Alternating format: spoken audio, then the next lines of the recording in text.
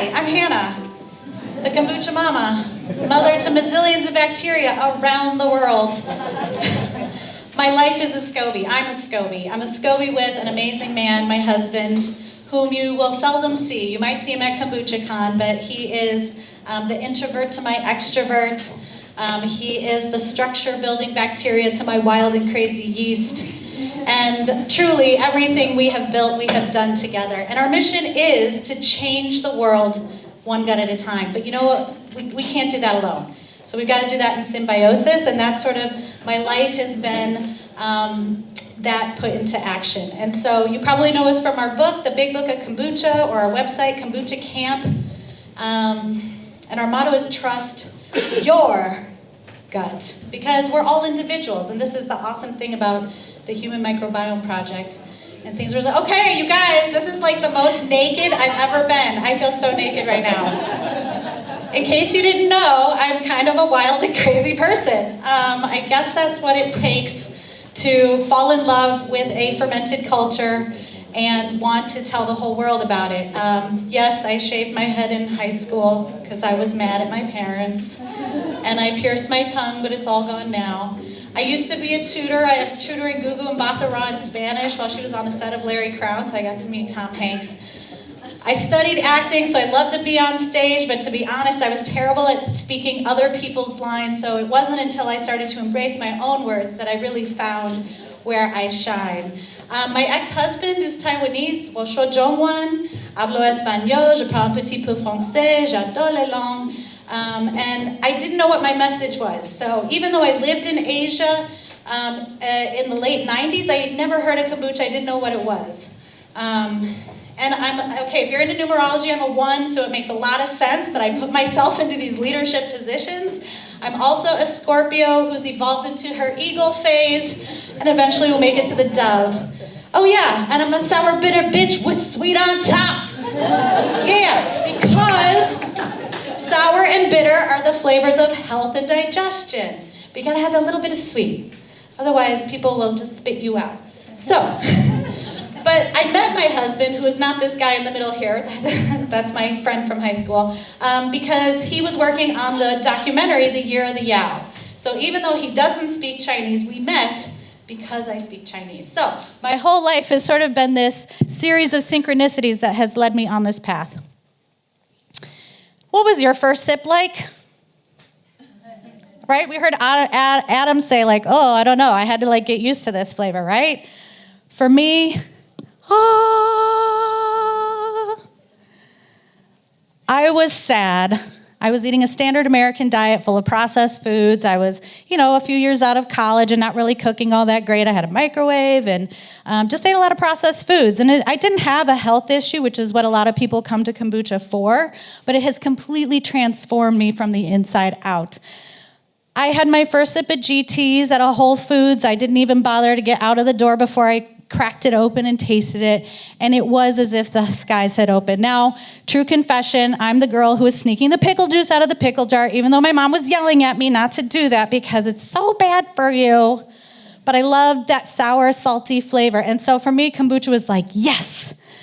And because my body was depleted of nutrients in a living form, immediately, all of those acids, all of that bacteria just, and I was on fire. I fell in love. This is my first setup. Pickle jars, sun tea jars. Look, my little words, abundance, balance. I found my first SCOBY because my thirst outgrew my budget.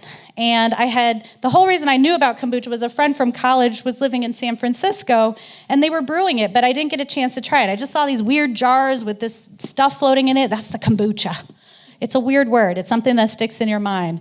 So I finally got mine, and I have to admit my husband was not a fan. He thought it was gross because, of course it was. It was the first time I'm making it. It doesn't taste good.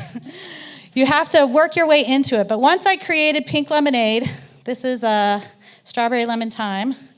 I went to my garden, and I had a Meyer lemon tree, so I squeezed the Meyer lemon. I put the zest in. I love herbs and plants. I had thyme. And, of course, strawberries are just so delicious. So pink lemonade, my husband finally fell in love. He swapped out his daily Gatorade, energy drink, first thing in the morning, and his nightly Zantac pill, heartburn in the evening, for kombucha. And within 2 weeks, he never had to take another one of those pills again. He also, over a few years, ended up losing a lot of weight. So kombucha is something that goes to that root cause and can really help you heal from a lot of different things, but it's truly just a gateway into a bigger experience. So here's sort of the timeline. I never set out to have a career in kombucha. I just fell in love with this weird stuff that tasted delicious and made me feel amazing.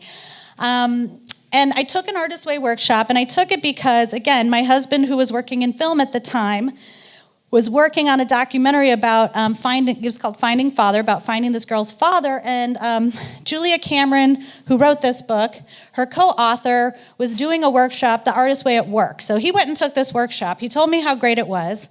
I saw someone was hosting a workshop in LA. I went and took the workshop. Anyone take Artist Way? Anyone know what this is? Okay, I'm old. All right. I'm 43. I'll be 44 next month. Fun fact, GT's birthday is November 3rd and mine's November 4th. We're a few years apart and several $1 million apart, but fun fact, right? The Artist Way is sort of like this 12-week program of journaling and taking yourself on artist dates, which is these days probably called self-care, where you go do fun things and fill your creative well. And at the end of this process, what I realized, what I really wanted to do was to teach people how to make kombucha. And that's where Kombucha Camp, because I'm cute and clever, and I like words, was born in my kitchen, my tiny little kitchen in LA. And in fact, you can see it. It's been memorialized in this series of videos on Expert Village. So you can always see the old place where I came from. But I started blogging about kombucha in 2007. I was frustrated by the lack of quality information about kombucha out there. There's all this like circular referencing. It didn't make a lot of sense. So I just wanted to put authentic information out there that made sense for people and help dispel fear. So people started asking for scobies. All right, put up a PayPal button, whatever. This isn't a career. I'm like acting, I'm a tutor, I'm doing all kinds of other things, thinking my life is going in a different direction, but definitely not a corporate one. Or business, yet somehow here I am. So then in 2010, so then my husband, who's in the film biz, he decides he's going to transition and make videos. So we do a series of videos together, also on YouTube. You can find those in our second home, second apartment, and realize that we have a really good working relationship, and that's the start of us working together. And we have yerba mate fueled nights building our website on WordPress, on an e-commerce site. I mean, we were a little crazy about it, because when you commit to doing something, we just put all of our passion into it. We used to have a brand of kombucha, Hannah's Homebrew, that I sold in LA just to create more diversity on the shelves. This was before Health Aid. It was sort of when there was just GTs and Kombucha 2000, if you're familiar with any of those brands. But I quickly realized that it's a labor of love, emphasis on the labor, and my passion was truly to educate people and help them. So we let go of the brand, though we still make loads of kombucha, and yes, it's delicious. And maybe if you come to LA, I'll share it with you. But we started blogging about the industry. We did our website. And this was my original slogan, Return to Harmony with Nature, because I really think that's sort of the theme of what's happening in the 21st century.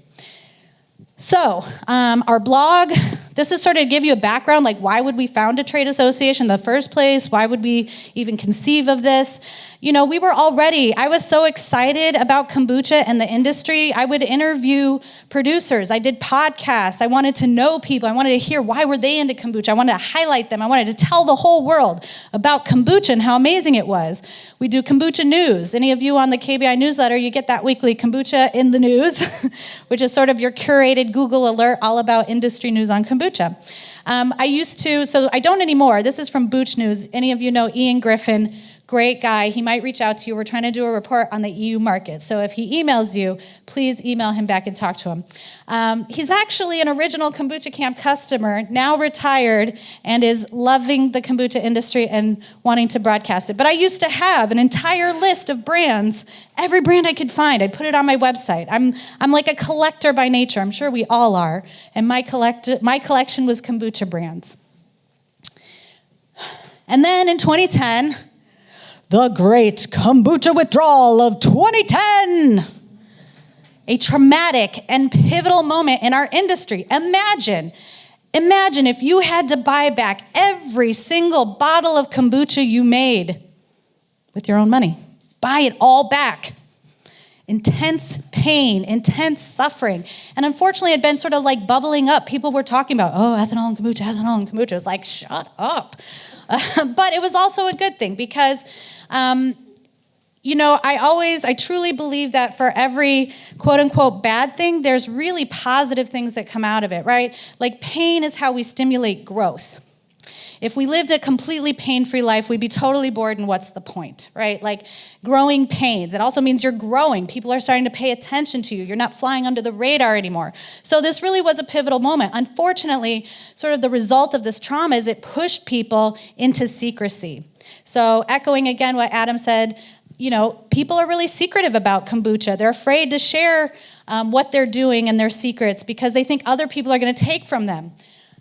I can only hope that by now, after tasting all of those kombuchas downstairs, you realize nobody can copy your flavor. Even if there's 50 ginger kombuchas and you taste all of them, not a single one will taste the same. And that's what's exciting about our industry. We're unique. But this was a really pivotal moment. Catalyst Kombucha decided not to buy back their kombucha from Whole Foods, and they were dropped forever. Like even after reformulation, they were never allowed back in. Kombucha Botanica and Vibrans. So Vibrans was a brand that launched as a low-alcohol kombucha as the recall occurred, but as soon as GT's was back on the shelf, every order that had been placed was canceled and they went out of business. So they were really trying to take advantage of an opportunity, but their flavor profile, it just wasn't there. And again, silver lining, as a result of kombucha being taken off the shelves, the consumers were so pissed. They're like, what are you doing with my booch? Where's my booch? Bring my booch back. So that year at BevNet, you look at the spins and there's this big dip down and then there's this huge bump up. So again, no such thing as bad press. We weather our storms, we continue to grow. But a lot of things came out of this reformulation. First, what came was, do we have authentic testing methods for ethanol in kombucha? It's a very complex matrix with the strands of culture, with the trace amounts of alcohol. You need something that's incredibly precise because while a plus or minus 1% margin of error is awesome on all kinds of things, it's compliance or non-compliance in the US. And that is a tough position to be in. So the first thing is we question those methods. But the other thing was we needed to pay attention to how we're making our products and not just let them be crazy wild yeast and all over the place. So it was an important step. You can read all about it. Alex and I wrote an article in BevNet a year after it happened, and that's still online if you want to check it out. Okay, so there's still no trade association. At this time, Bucha, which is a new startup out of California, they're now owned by New Age Beverages, but at the time, the owner was there and he kept whispering in my ear, you should start a trade association. This would be such a good idea. You should bring people together. And I'm like, of course I want to do that, but what, how, who, what? Who's going to do this with me? So we're sort of noodling on it, we're meditating on it for a few years, but in the meantime, again, because we love kombucha so much and we want to just tell the whole world about it, we sacrifice our Christmas and New Year's, because we're crazy people, in order to create this New Year's re-evolution. I know it looks like revolution, but it's re-evolution, right? Because we're in this process of continuing to evolve, expand our consciousness, and change the world. And so you can see we love sports. Little Tiger Woods drama there, a little Scobie Bryant.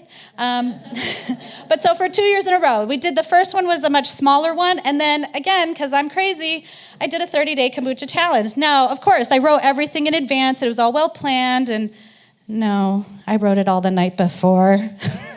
But it was really amazing, and it was great. And what was so cool about it is we challenged people to swap their soda, swap their coffee, to drop this beverage that they were drinking on a regular basis and just substitute it with kombucha for 30 days. Every day, buy a bottle of kombucha, drink a kombucha. And as I walked them through this process, I had a nutritionist friend, Liz Wolfe, who was helping me. I had my Kundalini guru also contributing information about different yoga postures that could help the body. Yes, I'm a hippie in LA, in case you couldn't tell by now. But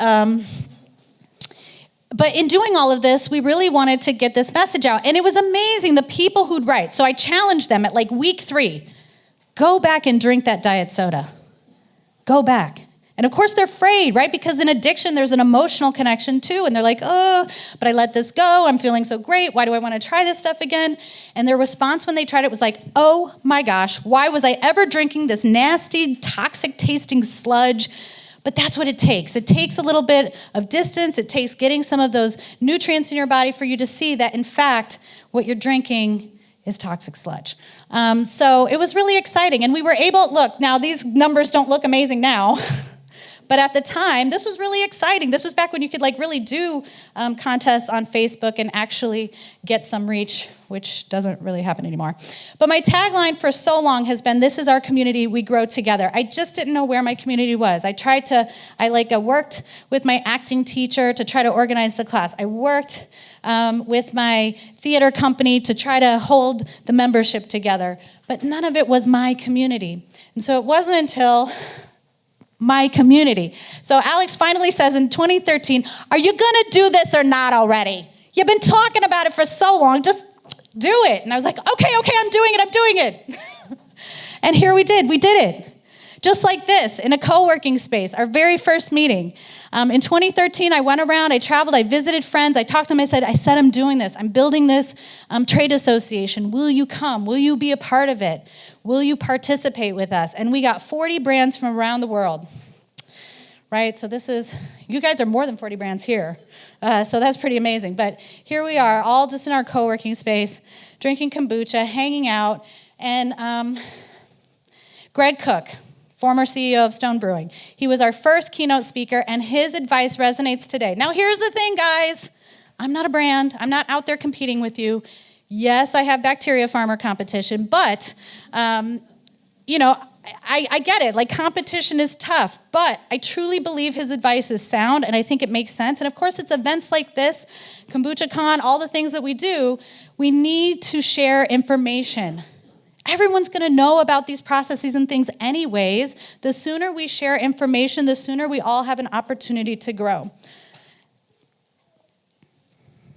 So this was my first projection slide. I'm really proud to say I think it has actually tracked. So I basically took an average of how quickly the market was growing. It worked out to be 33%. I'm not great at math, so I plugged it into an Excel spreadsheet. And these are the charts I got. And amazingly, we've actually sort of been on track. We were slightly behind, but if you count the entire world market, we're doing great. And as you can see, this was from my very first presentation. So 1 billion by 2020, we're already there, guys. Maybe we'll beat 5 billion. How many more billion will we be by 2025, right? This is exciting. Hopefully I'm wrong on that one. And then, so there's always a little bit of drama when you first get started, right? You're having your meetings. What are we doing here? Why are we doing this? This happens a lot in committees. We'll start committees with the different regions. They're like, why are we talking together? What are we doing? What's our goal? And people are like, and then crisis hits. And this is why we're here together. So in 2015, a round of letters goes out from the TTB basically telling people that their alcohol was tested by the Tax and Trade Bureau. So for anyone who doesn't know, that's who taxes alcohol and controls alcohol. Used to be ATF. I don't know if that means anything. But basically, they sent out these letters. And the letters are scary. You're making your kombucha, everything's going well. All of a sudden, you get a letter that's like, da-da-da-da, your kombucha is not in compliance. Change it or else. So that freaked people out. So then we have to move into action. What are we going to do? We have really great people. They research, they figure out. I go to DC. I go and I meet with all of the staff of the TTB, the head of the TTB. Everyone's in the room. They're looking at me going, what's up with kombucha? And I'm like, hi. Kombucha's really awesome. And here are all these other ways we have to control the alcohol in kombucha. And that's really just what they wanted to hear. They didn't know this. They weren't educated about it. And really, that's been sort of the theme of KBI this entire time. We're here to educate. We're here to tell people. It's been the theme of Kombucha Camps. It's the theme of the big book of kombucha, right? People just don't know what kombucha is. But if we educate them, help them understand what it is, then they feel more confident and they feel good about it. So we went and we told them about it. And really what came out of this conversation was we have to enforce the law as it's written. Okay, well, hello, laws are written by people. We're people. Let's change the law. So concurrently, we start our AOAC testing process. This is not an inexpensive process, but as you see, several brands came together and helped cover those costs. So again, we've always been in symbiosis working together in order to pursue these goals. Because obviously it's going to help the whole industry if we can get this testing methodology figured out. If we can help people figure out how to control their ethanol, then they can be in compliance, and now we don't have government officials breathing down our necks. But it gets dramatic, guys. We get hacked. Somebody calls me up. Someone is like, there's documents from your trade association on our servers, and I don't know how they got there. And I'm like, I don't know how they got there either. Then a reporter calls, and they go, we have these documents. And I said, how'd you get them? They're like, and I'm like, send them to me. He said, like, So it gets dramatic, guys. But this is stuff that we try to keep out of the news because we don't want to be creating a bunch of drama. We want to be solving problems. But the reality is, again, I'm this naive idealist who's like, it's all good. We're all working together. But there's such a thing as cutthroat capitalism, also known as capitalism. And there's a lot of dirty tactics, right? We've heard of soda wars. And here's how you know you're really making an impact is when people start to come at you. And they come at you through a lot of really weird ways. So the first way, I'm at Expo West, and this guy's like, did you hear about APA? They're going to start testing all the kombuchas and publishing which ones are, in compliance. And I'm like, what? Who is this organization? What business do they have with my people? I call the president. He's like, and then we're going to charge people and they'll join our association and we'll make all this money off of them. And I'm like, hold the phone. You're not even using correct testing methods. And of course, anyone who's not on the list then automatically looks like they're not in compliance, even if they are.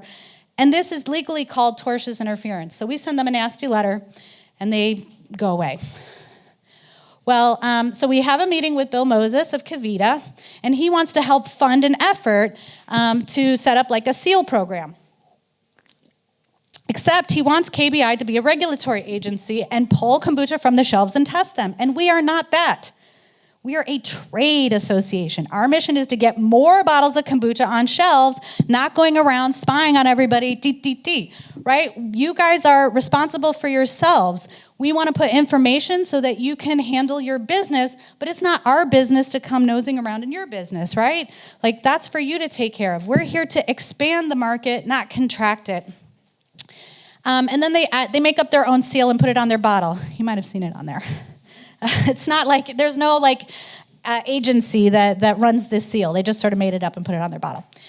So then they try to come at us again. This time they're making even worse claims, right? So one of the stories they tell us is I had a friend, he was on the wagon, he started drinking GTs, and then he got in a car accident for drunk driving. So he left out the part where the guy fell off the wagon and started drinking alcohol, not GTs. It was just, so they're trying to put information out there that's inaccurate about kombucha, because honestly, the stuff's already been in the marketplace over a decade. If people are having trouble with it, we would have heard about it by now, right?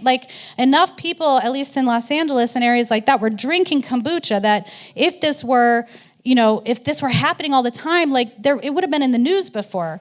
So that's just sort of where we are. And now, right, Pepsi bought Kavita. And it's interesting because Kavita are members of our trade association. And we email them. We say, hey, come have a seat at the table. Talk to us about standard of identity. But instead, they send their lobbyists to D.C. and talk to our supporters and say, we don't like this Kombucha Act. The irony here is that it's sort of all this meddling in the first place that led us to try to change the law.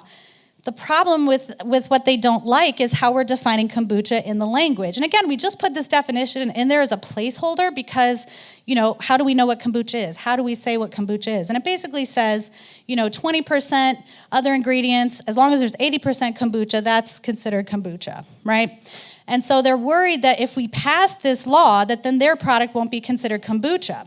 But the reality is, as much as I'm a purist, as you can tell from my book, we're all about inclusivity, right? Here's what I truly believe. Almost any kombucha can be a better beverage than energy drinks, sodas, even fruit juice has a ton of sugar. I just saw an article about how people who drink a bunch of fruit juice can also get diabetes. So, I truly think that kombucha is the better beverage. Regardless of how it's made, there's going to be a person who wants that back-sweetened with stevia, low-sugar product. There's going to be someone who wants that punch-you-in-the-face sour kombucha. There's going to be someone who wants a filtered, dry kombucha. Like, there's a kombucha for everybody. And that's what we want to do. We want everybody to come sit at the table, be part of the conversation, because this is our industry. It doesn't behoove me to be a dictator. That's insane. That's so 20th century. That's not what we're about.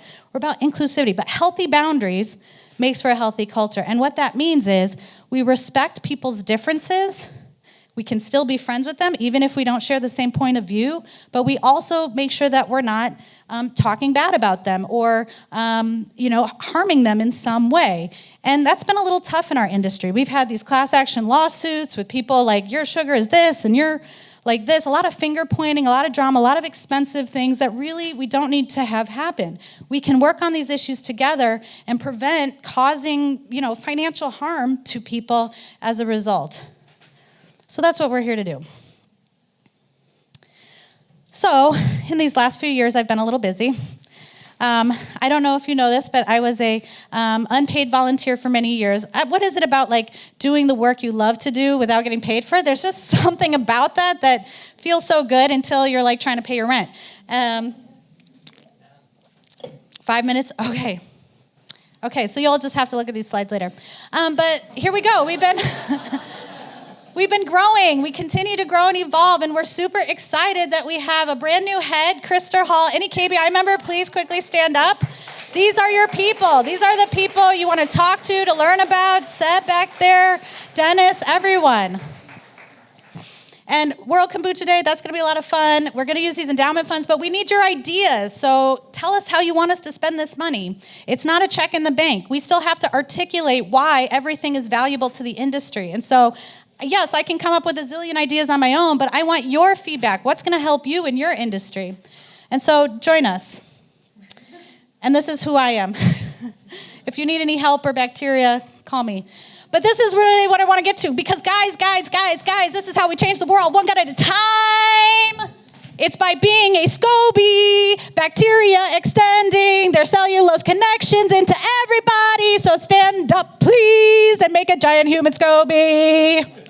Stand up, stand up, stand up. Throw out your nanofibers of cellulosic connection. Close the loop. This is hard. Act fast. It's not going to be a circle. There's going to be weird globs in the middle. Hurry, hurry, hurry. I already got the 5 minutes. But this is it. Close the loop. Touch a hand. Use your foot. Reach behind you. Just touch someone behind you. Please, please, join us. Join us. And now, are we all connected? We got to take just a moment of breath together.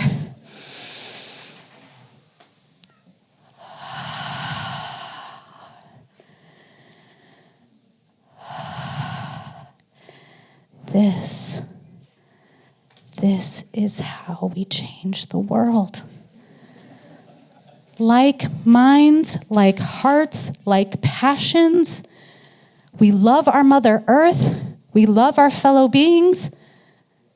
And we are overrun with parasites and pathogens. And they are in positions of power. And they're really fucking with us hard right now. But it's also because we're going through a change. And kombucha's a rebel's drink. Make no mistake. This is a drink that helps you feel good. Feel good. Not sick, not poisoned.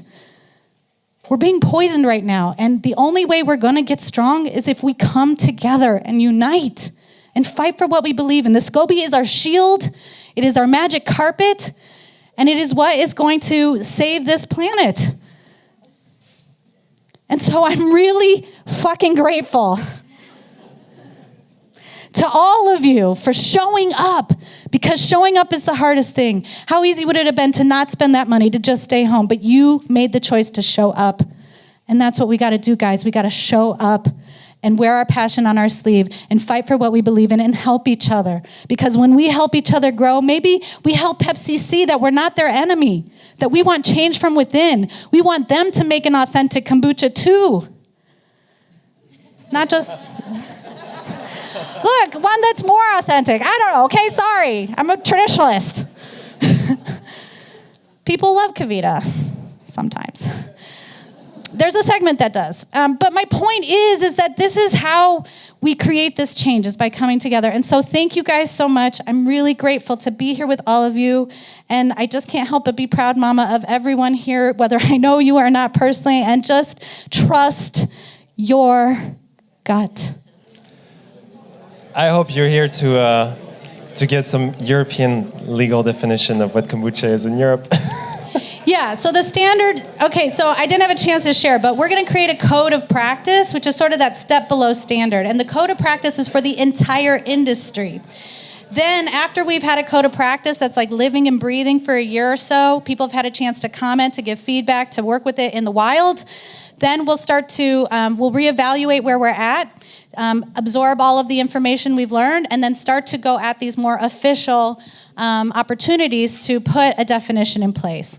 So we feel the code of practice is a valuable step, again, for inclusivity, for everybody's voice to be heard, and to make sure that, new methods of production that are being, talked about, like what Adam was talking about, that we have an opportunity to really understand how those fit into the whole dynamic. I have a feeling that in the US, I have a feeling it's too late, because you have the big guys in now. In Europe, we have this chance still. We've been talking at NAT Expo with Karma and the other big guys, and they want to have a small brewers syndicate and put in place an official definition, and I think that's a great thing, so we don't have those big lobbies. Brazil's already done it. And exactly. I didn't even know they about that. They had no choice because the soda companies were coming in saying that they didn't have to ferment in order to make kombucha. And so they had to move, yeah. I feel we should do that. Yeah. Well, again, we move at your pace. Okay. You guys show up. You come to the meetings. You tell me what you want to do. We'll get it done. Okay. Great. I work for you.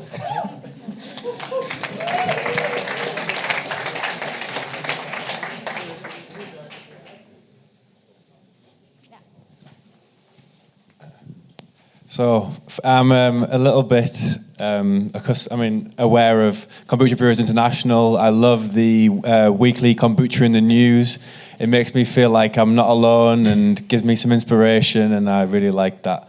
I'm wondering how you see the different levels of brewers in the Kombucha Brewers International, because I'm sure you've got huge people doing amazing production and scales and stuff, and then people who are just starting and who are just joining. I wonder how you see the differences between those, and potentially I just had the thought now of maybe having some sort of big brother, big sister thing with are you connected from a beginning brewery from in Berlin, for example, to one in the US, and you share ideas, because I was talking to a guy in Texas who is a kombucha brewer there, and he does some amazing stuff. Bearbucha?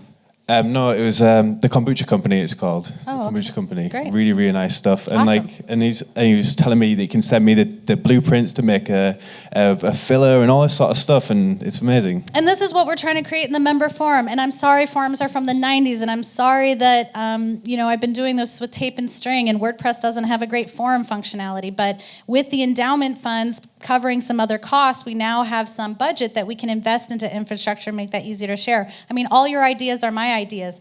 The thing that's missing is showing up, right? So anyone who wants to show up and be these people, I'm here, I'm holding space. I've been holding space for years and patiently waiting for everyone to fill in. To your point about the different size breweries, I mean, you have massive breweries like GT's and Health Aid that are still doing small batch. It's kind of crazy and it's insane, but you also have smaller breweries doing large batch, and so we see the total range, and this is where it's choose your own adventure. What's the kombucha you want to put in the world? I mean, listen to the consumer, but really listen to your heart. What does your heart tell you your kombucha is? How does it reflect your soul? And that's what people are going to want to enjoy, because they're going to feel your passion infused into your brew. And that's what makes kombucha so magical. You can put the word kombucha on a lot of things, but it doesn't mean it's going to make you any money, especially if there's no feeling behind it. Do you have any advice, suggestions for young brewers in Europe? Things you might have learned from your experience in the US? Yeah, I mean, I think Adam did a great job articulating stuff is grow organically, grow slow, grow within your means. Really throw down deep roots. Really root into your local market, make your presence known, rather than trying to spread yourself so thin, right? Think about it like a tree or something, right? Those roots go deep in order to find their source water. Sometimes they go out wide depending on the climate, but if you're deeply rooted in your local market, then you'll have a better opportunity to expand. And collaborate, help each other out, share a bottling line, buy bottles together. I would love to steward that type of program, but even amongst yourselves, like be willing to give each other brewery tours, talk about your pain points, get together for drinks and booch and network, and don't be afraid to sample like 5 brands together. One of my original ideas at the first KCON was KEDS, kombucha educator sample people, right? So you'd have people who would share different types of kombucha to help people understand it's a category, not just a single product. But this is me. I'm the super collaborative person. I'm Anushka from Living Liquids Kombucha in Israel. First of all, you're awesome, so inspiring. Thank you so much. You pulled a lot of heartstrings that really, reminds why we started to do it. So in Israel, kombucha today, in its, raw form, is illegal as any other fermented food. And it's a hard place to be, but our passion really, keeps us believing in it and moving forward. And do you have an advice? If you need help, reach out to us. I mean, what we do is we go around the world, we educate, governments. Our part of the kombucha research database is to create content that anyone can link to and share to help people understand this is a safe product. If this wasn't safe, people would have chucked it on the compost bin of history ages ago. We wouldn't even know it existed. And but of course, there's a lack of understanding and education. And we've had many times where government agents freak out, and we always tell them, educate, educate, educate. We're not combating them. We're not fighting anybody. What we're here to do is help them understand. They just don't know us. We're an alien. And so we have to help, we mean you no harm. We mean you a world of good. Let us show you how we fit into your compliance structure. Thank you. Yes.